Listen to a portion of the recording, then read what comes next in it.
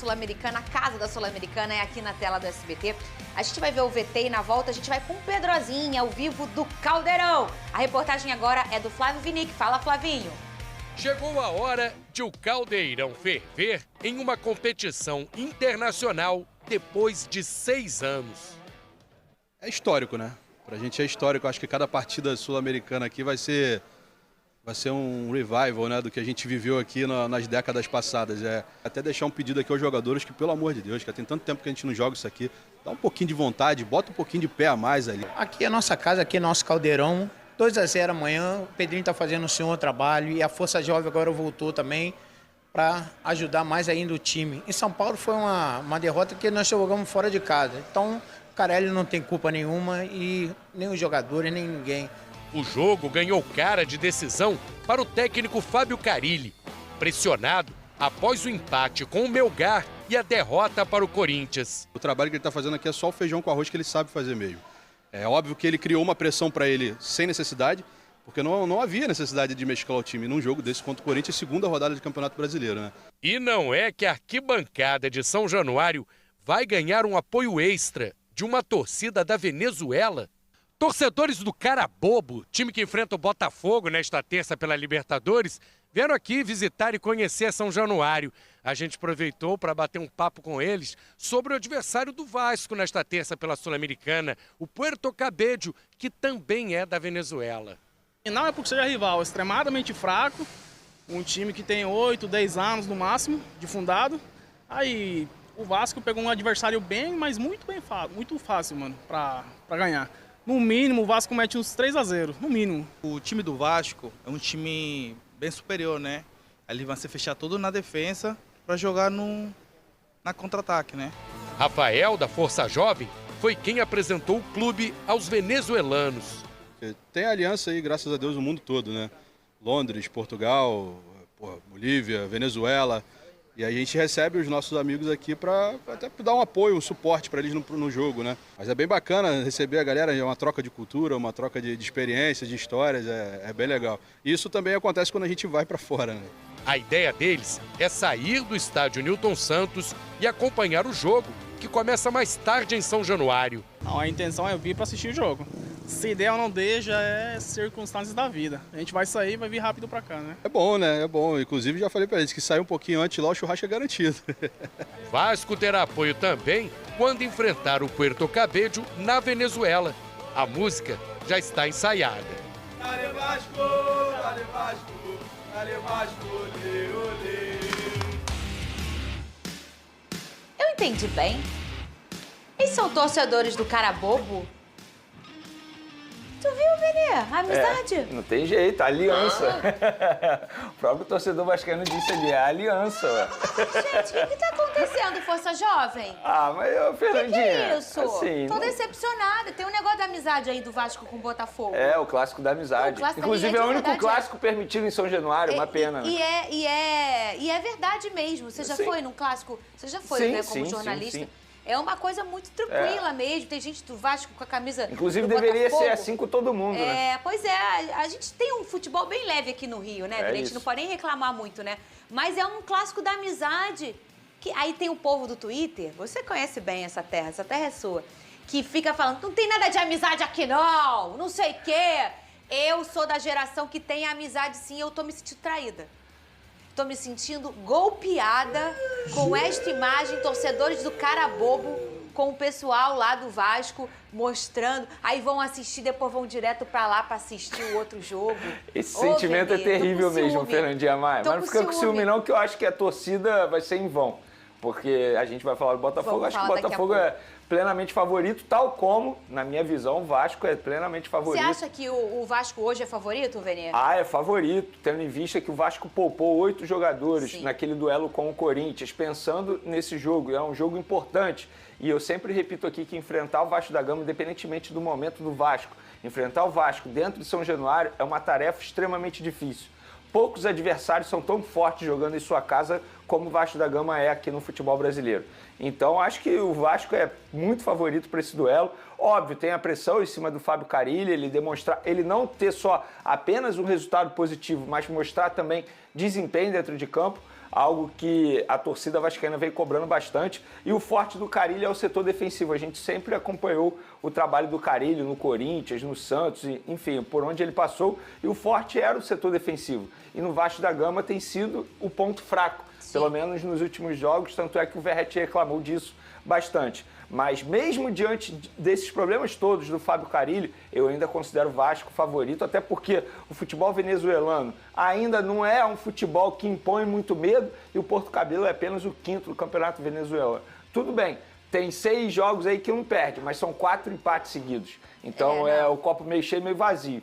Então, para te responder, eu acho que o Vasco da Gama é muito favorito para esse duelo com o Porto Cabello dentro de São Januário. Daqui a pouco eu quero saber de Lucas Pedrosa o que ele acha, se ele concorda com o Vene Casagrande que o Porto Cabello não é favorito, o Vasco que é para esse confronto. A gente tem que levar na máxima aqui que é o Vasco em São Januário e ponto final. Independentemente do seu adversário, o vascaíno tem essa confiança e tem que ter mesmo dentro de sua casa. Jogar em São Januário é sempre uma dificuldade para o adversário, porque de fato é um caldeirão. Então o Vasco tem essa máxima sempre ao seu lado e hoje vai ter novamente. Daqui a pouco nesse telão aqui, Lucas Pedrosa, direto de São Januário. Ele não vai só falar do Vasco, não. Vai ficar o programa todo aqui falando de lá e vai almoçar só depois com a gente, Vene. É isso. Não vai almoçar depois de falar do Vasco, não. Cadê ele? Ô, garoto, se você acha que vai entrar aqui, vai falar do Vasco e vai embora, se enganou. Você vai ficar com a gente até o final, que eu quero que você fale do meu fogão. Tem negócio de será que o Santos vai jogar e não vai ser mais o Patrick de Paula? Será que não sei o quê? Mastriani, que o Igor Jesus não joga? Eu quero sua opinião. Mas antes, você combina com este lugar, Lucas Pedrosa? Você fica até mais bonito em São Januário. Boa tarde, meu amigo. Quero que você fale das novidades e da sua expectativa para o jogo de hoje do seu Vascão. Boa tarde, Lucas Pedrosa.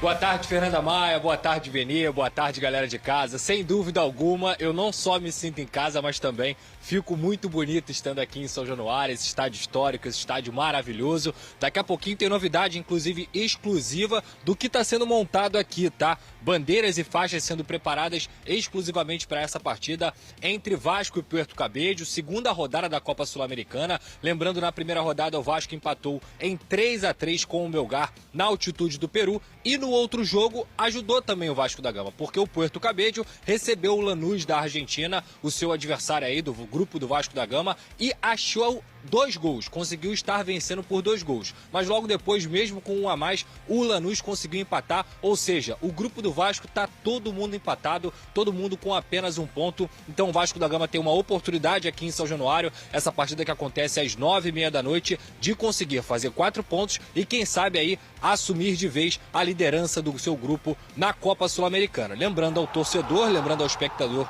que está aí em casa, que o Vasco da Gama está no grupo da Sul-Americana em que apenas um time passa diretamente. O segundo colocado, ele joga um play-off, digamos assim, contra os terceiros colocados da Copa Libertadores. Então, na Copa Sul-Americana, o regulamento é esse. Apenas o primeiro lugar do grupo passa. E sem dúvida alguma, apesar da torcida do Vasco já estar muito ansiosa para o jogo de hoje, a pressão vem tomando conta um pouquinho do Vasco da Gama, principalmente pela situação do técnico Fábio Carille. Esse empate que aconteceu no Peru causou um pouco, sim, de pressão para cima dele, por conta da forma como esse empate aconteceu. O Vasco estava vencendo por 3-1 na estreia da Sul-Americana e acabou tomando 2 gols em 15 minutos, o que foi um balde de água fria para a torcida. E no último final de semana, optando por colocar 8 reservas em campo, o Vasco tomou uma goleada praticamente do Corinthians, foi 3-0 Corinthians, mas o Vasco tomou 5 gols, o que deixou sim o Fábio Carille balançado no cargo. Então as informações que a gente tem é que esse jogo contra o Puerto Cabello nessa noite e também contra o Sport no próximo sábado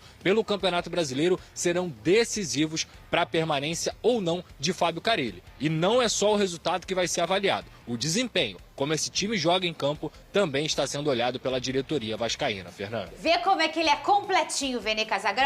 É isso. Aí ele tá sentado ali e fala igual comentarista. Aí manda ele pra lá com o microfone na mão, ele fala igual um repórter. É impressionante esse menino. Ô, Lucas Pedrosa, não é, ô Vene? Ô, Lucas Pedrosa, eu quero ver tua casa. Você tá mostrando só um pedacinho aí eu quero ver como é que tá. E pode mostrar? É o Terra que tá aí hoje, beijo pro Terra. Pedir pro nosso Terra Samba. O Terra que tem um filho que joga muita bola, tá, Vene Casagrande? O menino é atacante, é sério isso. Eu sonho em ver ele lá no meu fogão. Olha aí como é que tá. Fala aí, Pedrosa. O pessoal já tá arrumando tudo, né? Tá bonito o negócio aí, já tem umas faixas aí em cima. Isso, Fernanda. Atrás de você já tem algumas coisinhas sendo colocadas, né? Ih, ficou ruim essa frase, hein? Perfeito. Ó, gramado impecável, perfeito mesmo, com todos os padrões que pedem um futebol que a gente espera que exista, né? Perfeição, assim, vendo de perto aqui, coisa linda, não tem reclamação, não tem nada pra poder justificar algum tipo de atuação ruim do Vasco da Gama. E lá em cima, Fernanda, apesar do vento estar batendo, da galera tá montando, eu já consegui decifrar o que a torcida está preparando para esse jogo de hoje. Jogo de Copa Sul-Americana. O Vasco, para quem não sabe, é tricampeão continental da América do Sul. E é por isso que lá está escrito Sul-Americano de 1948, um título histórico, o que gerou, por exemplo, como é a Libertadores hoje em dia. Tem ali também, que não está aparecendo por causa do vento, a Libertadores de 1998, quando o Vasco conquistou o seu primeiro título de Libertadores no seu centenário, inclusive, e a Mercosul de 2000, naquela virada histórica que o Romário fez 3 gols contra o Palmeiras, que o Vasco, mesmo com 1 a menos, conseguiu uma virada sensacional após perder de 3-0 no primeiro tempo e fazer o 4-3 com uma grande atuação de Juninho Paulista, Juninho Pernambucano e companhia. Então, esses 3 títulos do Vasco, esses 3 títulos continentais, vão ser destacados aqui para essa partida. Notícia exclusiva que a gente pode trazer aqui no SBT Esportes Rio, e é por isso que, sem dúvida alguma, o Vasco é um clube com uma história maravilhosa e que não deve ter tantas mudanças, ou melhor, não deve ter mudanças para a partida de hoje. O Vasco deve ir a campo com o Léo Jardim, Paulo Henrique, na zaga, João Vitor e o Lemos. Na lateral esquerda, o Lucas Piton. Na volância, Hugo e talvez a única dúvida do Fábio Carelli, Paulinho ou Tietê. Quem deve jogar nessa vaga de titular é a única dúvida do Fábio Carelli, pelo que eu consegui apurar.